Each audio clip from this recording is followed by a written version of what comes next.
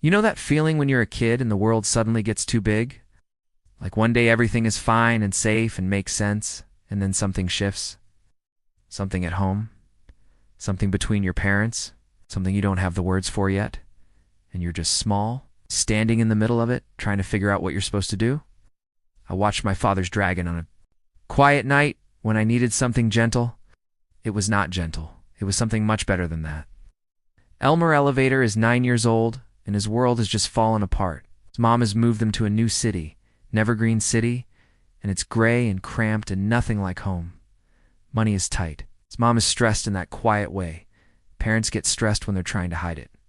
From their kids, but kids always know anyway? Always. Elmer is lonely. He's lost. He's carrying this weight that no 9-year-old should have to carry, this low hum of anxiety about whether things are going to be okay. And then he meets a talking cat who tells him about a place called Wild Island, a magical island where a baby dragon is being held captive, forced to power a floating island with his light. And Elmer decides the way only children decide things, completely and without hesitation, that he's going to go rescue him. So off he goes, alone, into the unknown, with nothing but a backpack full of random supplies and the kind of stubborn hope that only kids still have. The island is alive in a way that took my breath away. The animation, the colors, the textures, the way everything feels handmade and warm, it looks like a painting that learned to move. Studio Cartoon Saloon did something genuinely extraordinary here. Every frame feels like it was made by someone who loved it, but the story. Boris, the baby dragon, is the heart of everything.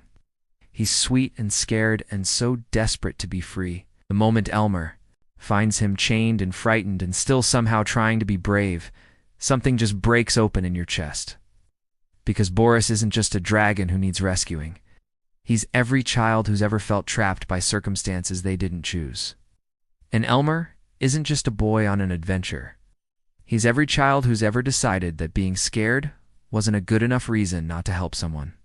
There's a moment between them, quiet, unhurried, where Elmer just sits with Boris. Doesn't try to fix everything immediately. Doesn't have a plan yet.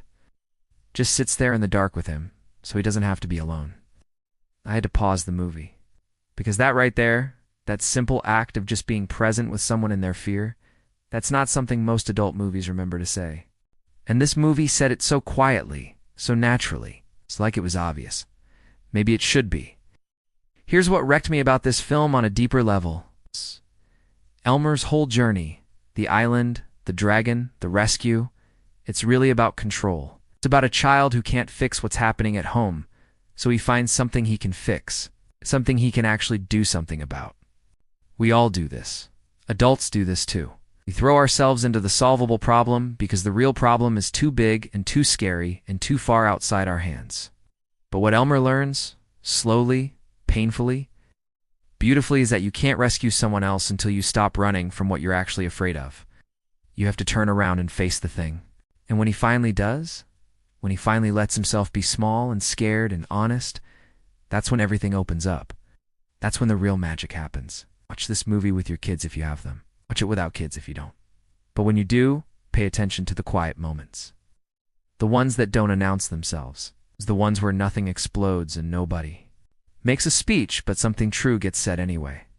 This film is full of those moments. I think we need more stories that trust us to feel things without being told how to feel them. If someone in your life is going through something heavy right now, maybe share this one with them. Sometimes the most comforting thing in the world is a story that says, I see you. It's okay to be scared.